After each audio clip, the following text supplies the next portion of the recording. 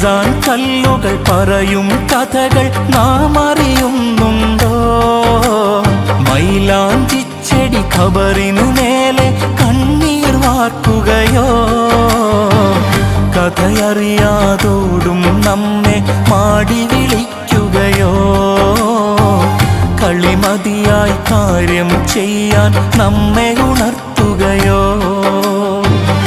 അല്ലാഹനെ മറക്കല്ലേ, ദുനിയാവ് കൊതിക്കല്ലേ, സുഖജീവിത ലോകം എന്നും ശാശ്വതമെന്ന് കരുതല്ലേ.